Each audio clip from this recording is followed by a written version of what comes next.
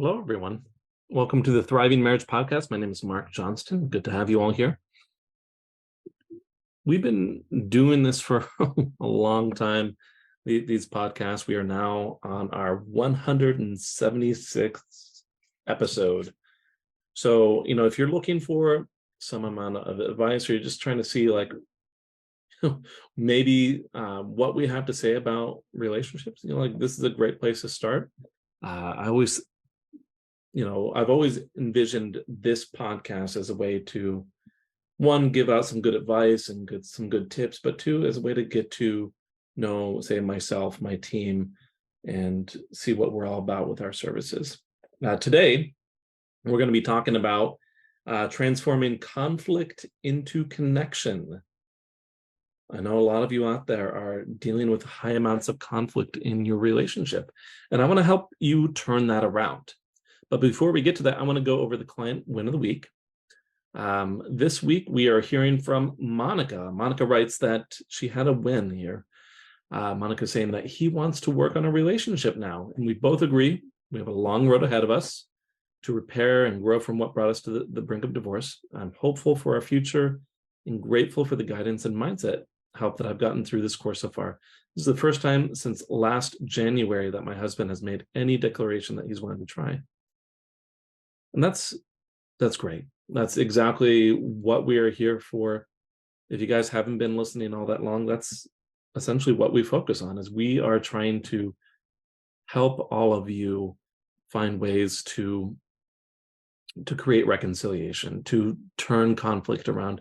For those of you who are struggling and are close to divorce, that's exactly where we like to help people out, is finding all those little solutions that can really add up to some big turnaround in their relationships that are struggling. We did ask all of you how often you and your spouses are fighting currently.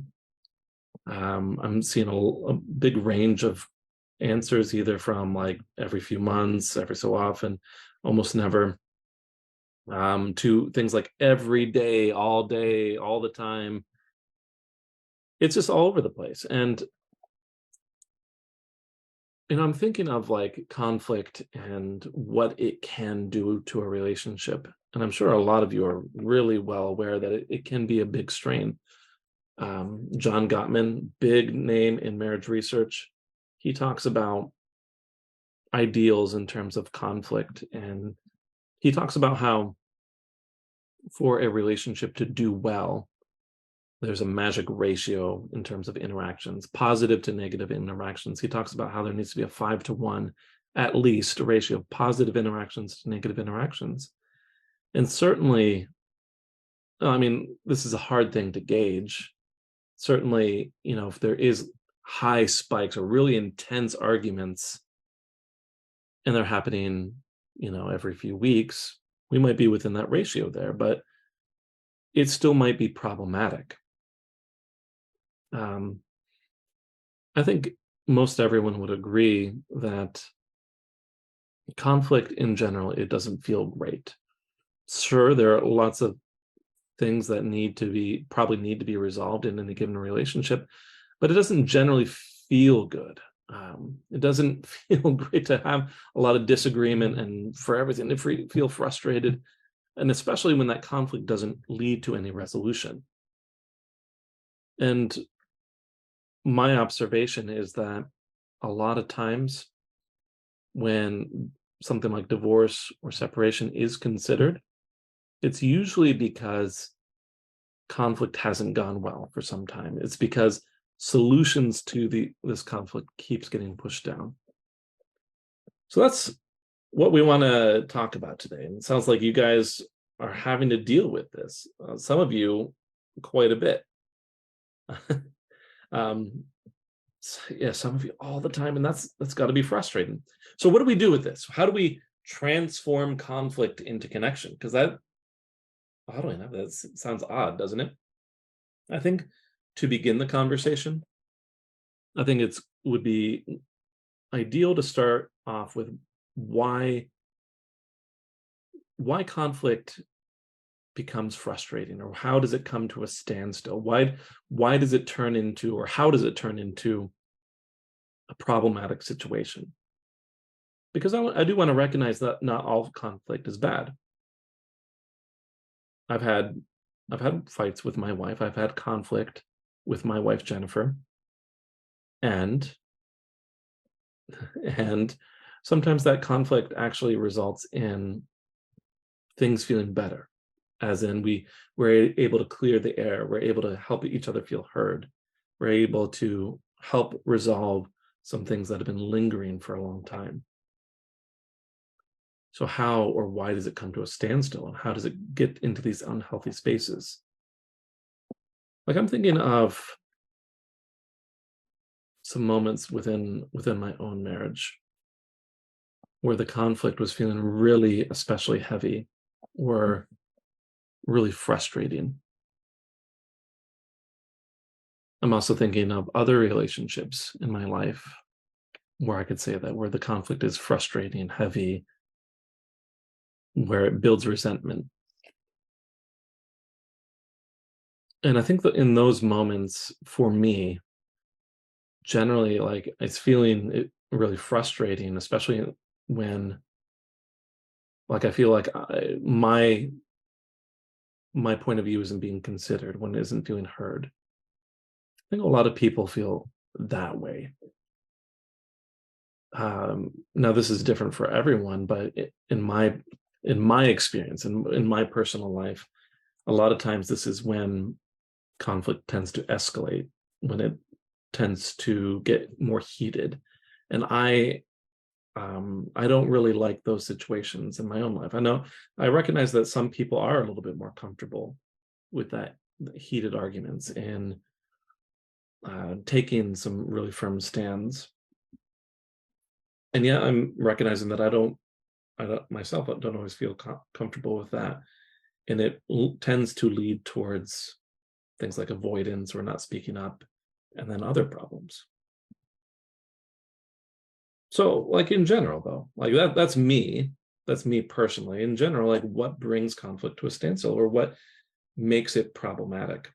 And I do want to start off with that recognition right there. I mentioned avoidance, having ongoing unresolved conflicts that just keeps getting pushed to the side. Avoidance can look like a lot of different things. It's sometimes, even both my wife and I might engage in this, where we know there's a difficult topic that needs to be discussed, and we kind of dance around it. We kind of talk about it, but we don't really get into the thick of it, and we don't resolve it. And what tends to happen is, in many relationships where there is avoidance, is there's a bit of this volcano effect. The conflict is avoided while tension bubbles under the surface until it all explodes at once, and it all comes out, and it looks so dramatic. I can recall a situation not too long ago where my wife had been holding something back for some time, and it all came out in this big display of emotion. She had been feeling a lot of tension in one of her relationships, and didn't feel like there's any way to resolve that tension, and so she'd just been building it up without saying anything.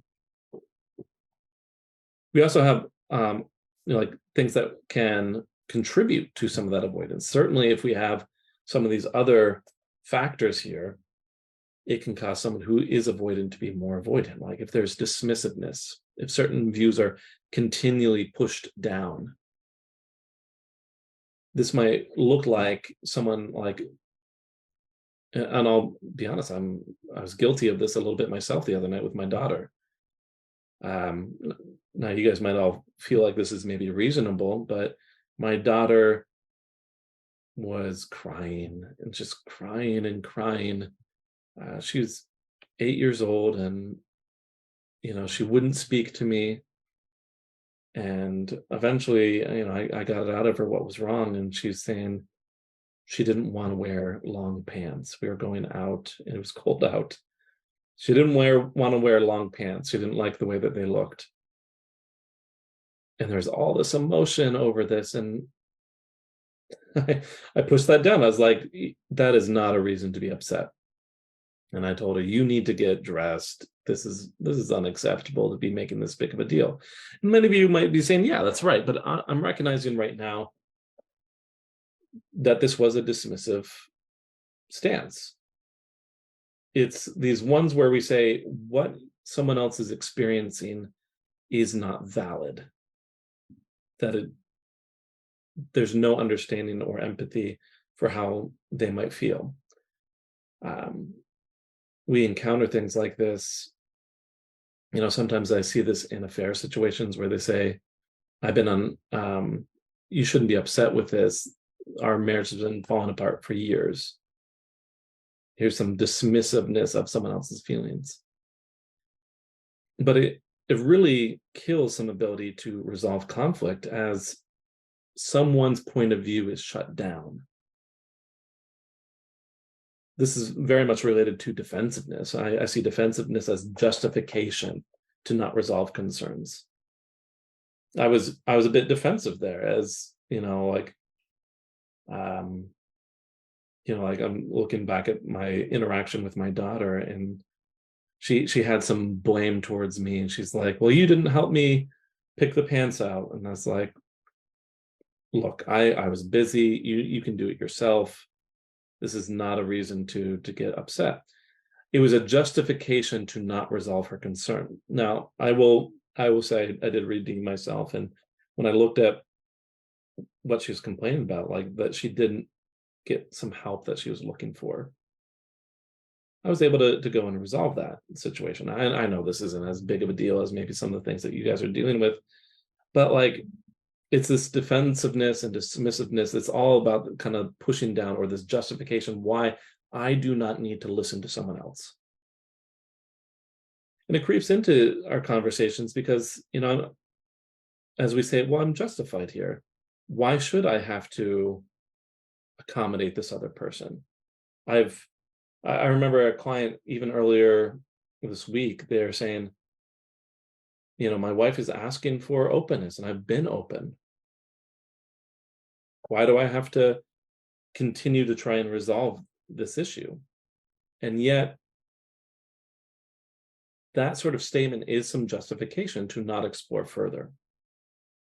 It's a way to push other concerns aside as we are focused more on defending ourselves. And because of that, it kills this ability to resolve conflict, because here is this concern that still exists, even if you are justified in defending yourself. Oftentimes, this dismissiveness or defensiveness, people shift that into some escalation. The tensions rise without some resolution. If you are defending yourself or you're dismissing my point of view, then I need to escalate it, and I need to fight harder, and I need to get angrier, and I need to get more upset or more sad or more emotional. Then you will listen to me, the escalating person might say, maybe not consciously. But even that can really frustrate solutions, especially with people who are a little bit more uncomfortable with emotion. I've talked to many people who say, I don't know how to keep my ground to keep my ground when someone else is escalating the conversation. I don't know how to speak up for myself. I don't know how to think clearly when someone else is so upset. And so then the person that's not escalating it as much feels shut down a bit and not heard. I mean, we can go over and over again, like all these little things. Like one last one I want to add is this idea of contempt, where defensiveness is justification to not resolve concerns. Contempt is blame, which results in justification to not resolve concerns. I hear this in some relationships. They say, well, they're just being greedy. They're just being manipulative. They're just being selfish. Why do I need to listen to them? And to hear that contempt and that blame shuts down the conversation. I see all these things over and over and over again.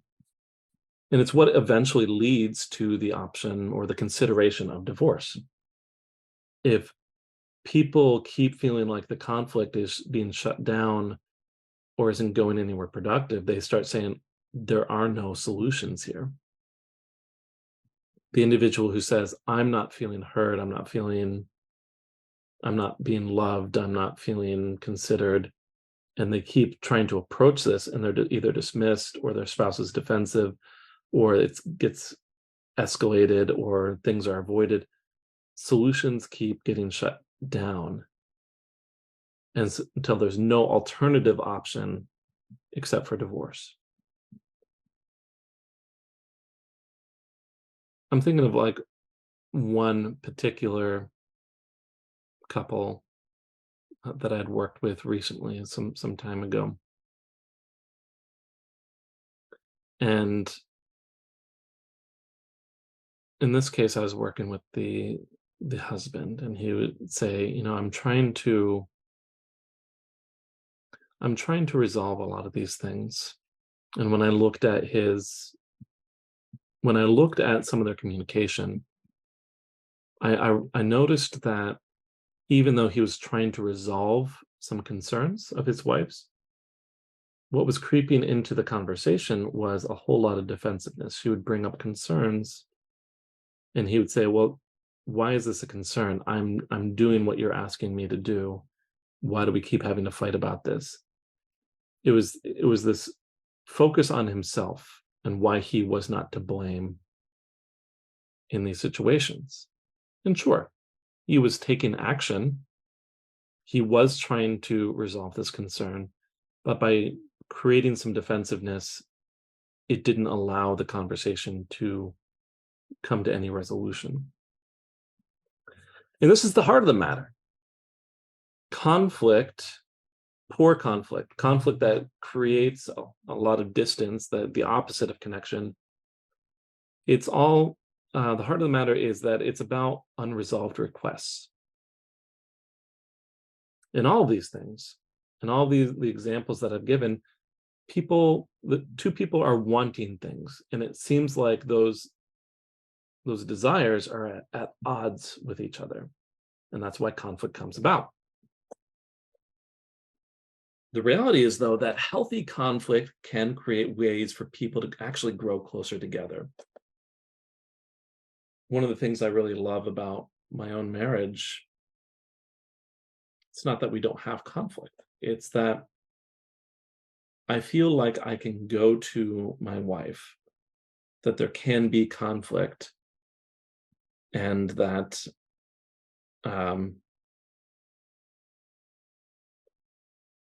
that we can actually work through it, that like the conflict results in some transformation.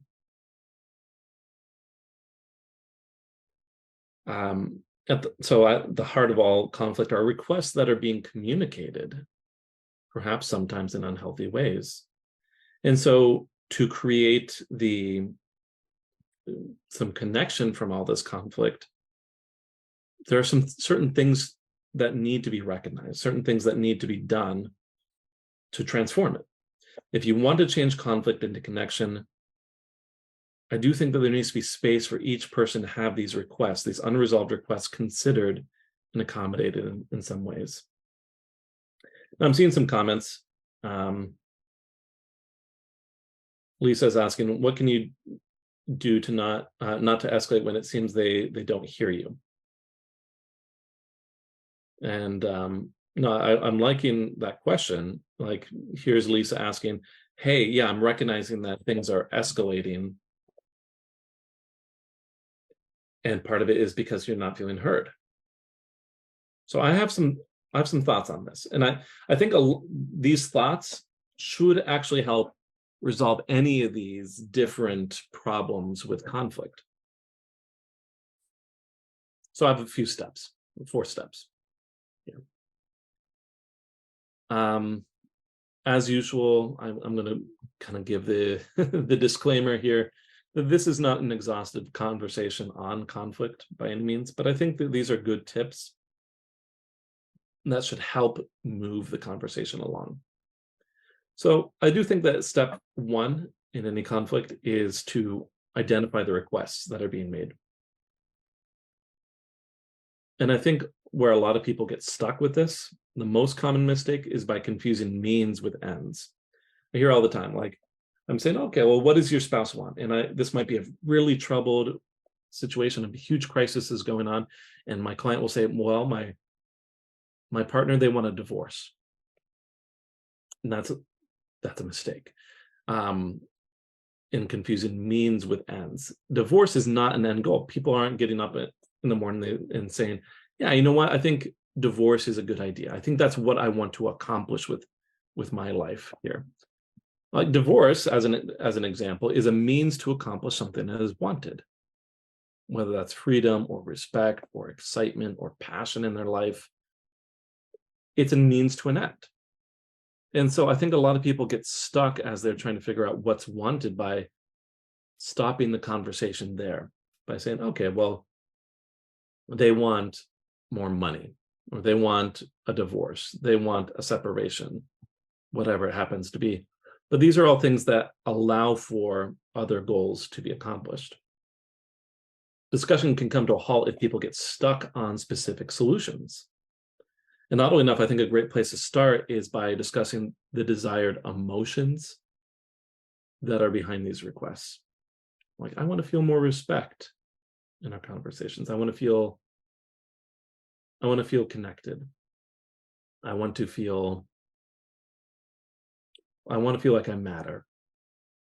These are all, I think, great places to start that. Even when I'm looking at motivation for divorce, I'm seeing that underneath of it is a lot of these emotions. And I mentioned some of them just a moment ago. I want to feel free, and I want to feel excitement, and I want to feel passion, and I want to feel loved. And the divorce is one way to accomplish this. You might even take something more mundane, like I want more money. And that's nice, but I think a lot of people could identify that there's some emotion underneath of this. I want to feel some relief from financial pressures. I want to feel less stress. I want to feel some more freedom with my spending. And it's a great place to identify those underlying emotions. Sometimes we can be a little bit more specific. Like, I want to feel like things are equitable or things are fair. But even that is like, it's just a start for the conversation. Why I'm being a little bit general in like starting the conversation with emotions is because if you're trying to turn this conflict into some connection, there needs to be step two, choosing some flexibility. Where are you willing to be flexible? Where can you create accommodations for your partner? If you want to feel heard, if you want to feel some excitement, how are we accommodating your partner with that? Maybe like really exciting activities scares them. Maybe it can be really nervous to have a little bit more financial freedom and have less structure around spending. How are we helping them in having some agreement here? And where are you giving them some choices that allow them to accomplish their own goals within like this framework? And how are you willing to show up to engage in solutions that work for both of you? A very frequent concern that comes up within marriages is the conflict around sex. The stereotype here is like the husband or the male is wanting more sex, and he's saying, I keep getting turned down. And this might not be your specific case. Doesn't matter the gender here, but if that's like a goal and you're saying, I want to feel more connected in a physical way, how are you then helping that be a great situation? And you might even say, well, why do I need to make it a great situation? Shouldn't they want sex too? And you might say, well, there's probably some factors that play into this that drive down some desire. Maybe your partner's feeling overwhelmed. Maybe they are feeling stressed. like they have lots of responsibilities. How can we accommodate those things so that it's easier for them to show up for what you are asking for? And how might they make some choices around that? I know many couples who say, okay, like, I want there to be, we'll keep using this example, I want there to be more sex. And they find some solution because they might say, and, I want to make sure it's comfortable for you. So, like, when is a good time for this to be in our relationship? What time of day, what time of the week?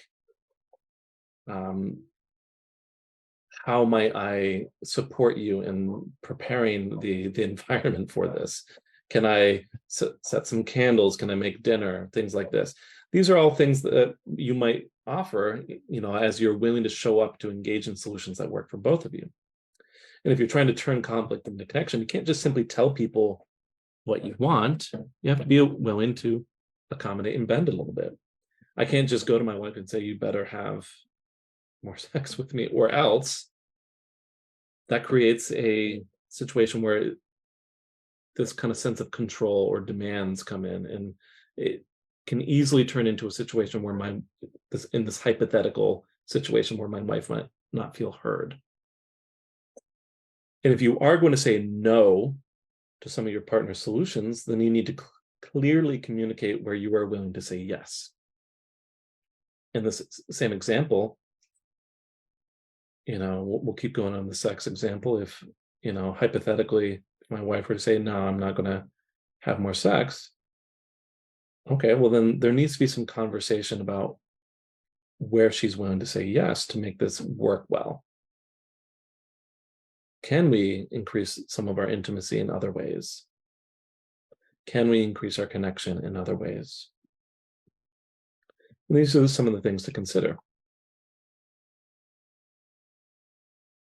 Step 3 is about creating clear boundaries.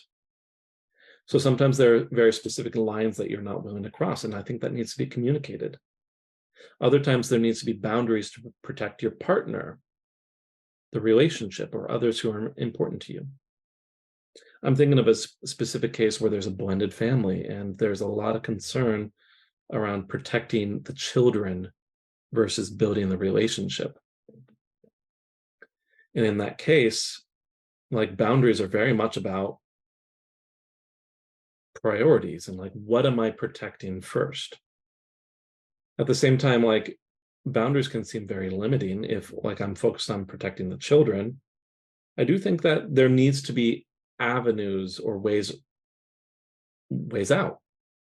Not that we need to, like, accommodate some situation where these hypothetical children are feeling compromised, but, like, if someone is wanting to, in this situation where there's a conflict between building a relationship versus protecting the children, where can we build the relationship, even if we are prioritizing protecting the children? This is about drawing those lines, not just to say where are their limits, but to say where are we giving the green light as well. And I think that it's a matter of honesty to openly communicate your boundaries and what are your limits and what is not going to feel healthy. The alternative is to allow for yourself to engage in agreements that don't work for you, resulting in resentment and bitter feelings. And you do no one favors by not expressing those lines that you don't want to cross. All it does is create conflict down the line. Step 4 is about creating plans for follow-through. One of the problems that comes up is all the talk around solutions while not creating enough follow-through. And this can be just as frustrating or sometimes worse than creating no agreements whatsoever. And I'll say that sometimes I have been guilty of this, where I'll say, yeah, I think this is a good idea, and then quietly go about doing nothing on this agreement that I might have agreed to. It's a strategy of avoidance that I'm agreeing is sometimes not a good thing that I engage in. And I know a lot of other people are in a similar boat. But you can avoid a lot of this by discussing very clear expectations for everyone involved as you are creating better connection around conflict. I think a good guideline is using SMART goals. It's an acronym. Stands for specific, measurable, attainable, relevant, and timely. So specific, as they shouldn't be vague. The goal shouldn't be vague. The follow through shouldn't be vague. Like, I'm going to listen more. It should be like, hey, we're going to have conversations on Friday. Measurable, there should be a way to look at actions being taken and see that something's actually happening. Not, we're going to have these specific conversations on Friday, and it's going to be happening once a week for the next 3 months. That's something that's very measurable. If you don't attend these hypothetical conversations, then you can measure that it's not happening. Attainable, we shouldn't set some goals that can't be attained. I hear sometimes in business goals, something like, hey, we're going to increase our revenue 100 times. Is that really attainable in the time frame that you're setting? In marriages, it might be, you might need to consider attainable goals, saying, hey, we're going to reconcile and everything's going to be better next week. Is that attainable? Or might it need more time?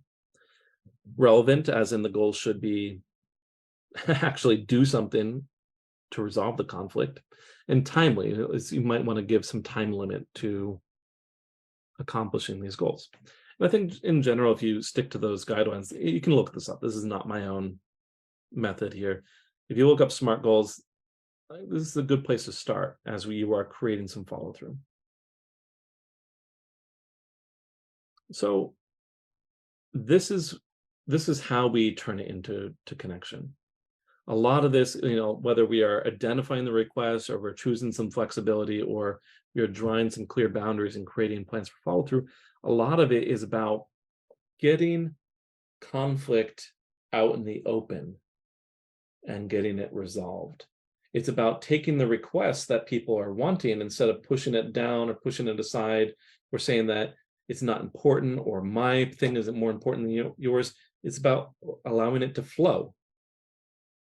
And people are always going to be drawn to situations where their requests can feel heard, considered, where there can be action taken on it.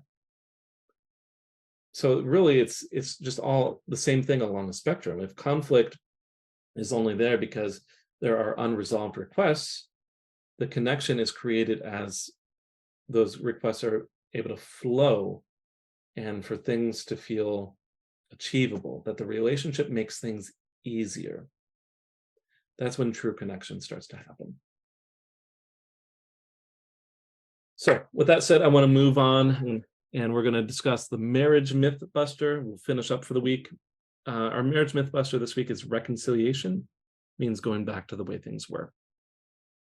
And I hope all of you, if you've been listening to this at all, to myself or my business partner, Heather, you got to understand that this is a myth, but we do hear it a lot. We hear it an awful lot, especially from those partners who are considering divorce, the people who are avoiding reconciliation. In fact, I would go so far as to say this is actually the nightmare of all those who say they don't want to reconcile. There's a reason people consider divorce, and a major contributing factor is this idea that the relationship might go back to the way it was. And anyone who's unhappy in their marriage wants things to change, usually in some radical ways. So to me, reconciliation is about finding all those things that need to change rather than trying to bring things back to the way they were. If anything, a talk of reconciliation and bringing it back to the way things were is a situation that will result in problems down the line. I think of 9 times out of 10. So please, please, please do not have that conversation around reconciliation, making claims that you want things to go back to the way things were. That's a dead end. That's a dead end road there. Do not go down that road. So next time we are going to discuss unlocking intimacy, reigniting that flame, that spark, and saving your marriage. So if you have had some trouble bringing intimacy back in, we'd like to talk about that with all of you. So please check us out next week as well, and we'll see you then. Thanks for listening to The Thriving Marriage, your A to Z blueprint for not just surviving marriage, but thriving. Until next time, my friends, thrive on.